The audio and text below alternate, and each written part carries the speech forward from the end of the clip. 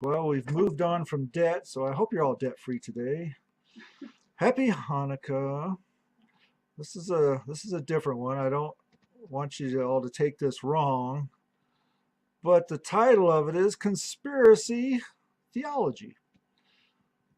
So I was sitting at my computer this morning. I was just reading and editing away, and I was in Acts 5 and noticed the story of Ananias and Sapphira. Let's read it. Acts 5, 1 through 11. Now a certain man named Ananias, with Sapphira his wife, sold a piece of property, and he kept back part of the sale money. His wife also knew it, and brought the other part of it, and laid it at the apostles' feet. But Peter said, Ananias, why has Satan filled your heart to lie to Ruach HaKodesh, to keep back part of the price of the land? While it remained unsold, did it not remain your own? And after it was sold, was it not in your control? How is it that you thought of this thing in your heart? You have not lied to men, but to Yahweh. Hearing these words, Ananias fell down and breathed his last, and great fear came upon all who heard it. The young men came forward and wrapped him up. They carried him out and buried him. After about 3 hours, his wife came in, not knowing what had happened. Peter said to her, Tell me whether you sold the land for so much. She said, Yes, for so much. Then Peter said to her, How is it that you have agreed together to test the Ruach of Yahweh? Look, the feet of those who have buried your husband are at the door, and they will carry you out. She instantly fell down at his feet and breathed her last. And the young men came in and found her dead. They carried her out and buried her by her husband. Great fear came upon the whole congregation and upon all who heard these things. Excuse me, it's dry here.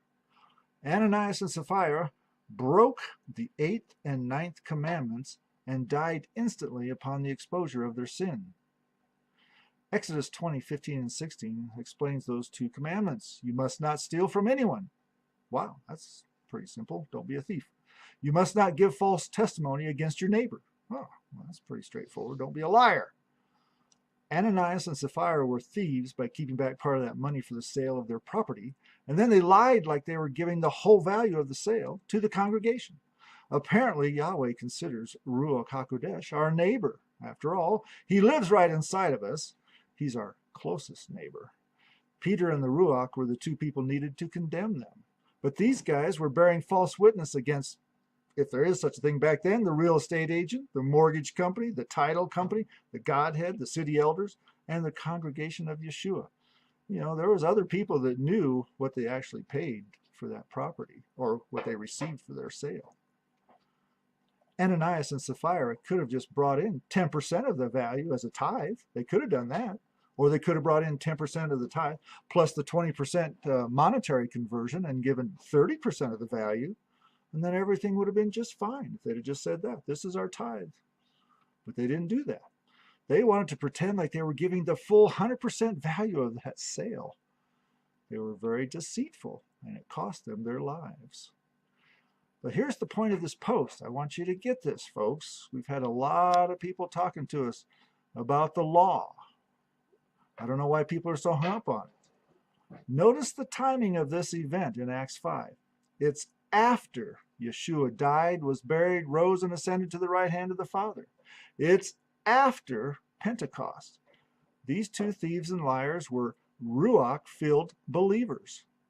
If the 8th and 9th commandments were nailed to Yeshua's execution stake, why were they condemned to death for their evil deeds?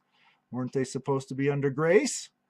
In today's congregational scenario, these 2 liars and thieves would have been allowed to say, Oh, I'm sorry. And they could, I'll go home and get the money and bring it back. They would have brought it back to the congregation, and everything would have been restored to full fellowship, and everything would have been wonderful. And they'd have been considered real big givers to the ministry, with no reverence or respect for Yahweh or his law or his word whatsoever. A lot of disrespect was going on there. You know how churches are today. Let's just move on to the next program. But here's Moses' law regarding witnesses in Deuteronomy 19, 15 to 21. One sole witness must not rise up against a man for any iniquity or for any sin in any matter that he sins. At the mouth of 2 witnesses or at the mouth of 3 witnesses must any matter be confirmed. Suppose that an unrighteous witness rises up against any man to testify against him of wrongdoing. Then both men, the ones between whom the controversy exists, must stand before Yahweh, before the priests and the judges who serve in those days. The judges must make diligent inquiries, see if the witness is a false witness and has testified falsely against his brother. Then must you do to him as he had wished to do to his brother, and you will remove the evil from among you.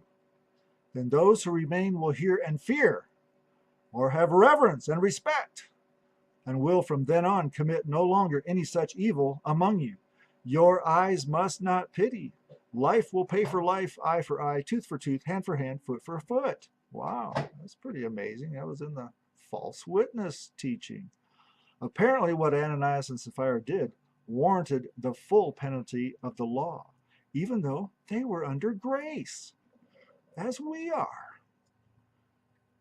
Proverbs confirms the law. Proverbs 19:9 says, a false witness will not go unpunished, but the one who breathes out lies will perish. Proverbs 21:28a says, a false witness will perish. Proverbs 29:24 says, one who shares with a thief hates his own life.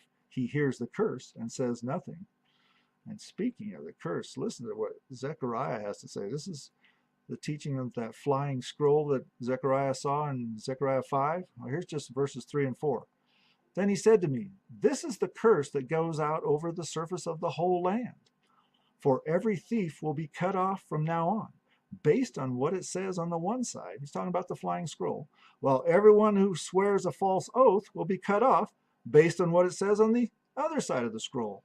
The two-edged scroll, the two-edged sword. Isn't that amazing? According to their words. I will send it out. This is the declaration of Yahweh of hosts. So it will enter into the house of the thief and into the house of the one that swears falsely by my name. It will remain in his house and consume its timber and stones. In other words, you're going to destroy your household, your family line, your house line, your name, everything. Ananias and Sapphira cursed themselves. The Torah, the law of Yahweh, still stands today. The only laws that I can think of that were nailed to his execution stake were the penalty of eternal death and the ceremonial laws for temple service. You know, the sacrifices. We don't need that stuff anymore. Yeshua is our ultimate sacrifice. But what he really paid for on that cross was the death penalty. You don't have to die eternally for sin. We're all going to die physically because we are in a sinful body. The penalty of eternal death is the ordinance that was against us. This is what Paul was speaking of. I think it was Paul that was talking about that. The law of Yahweh simply teaches us how to love him and how to love our neighbor. So take it to heart, folks. The law is not a bad thing. The law is a good thing.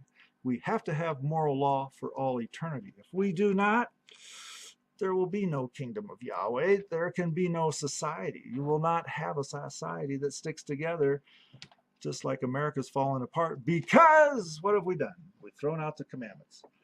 All right, dear. You'll have a blessed holiday. Shalom.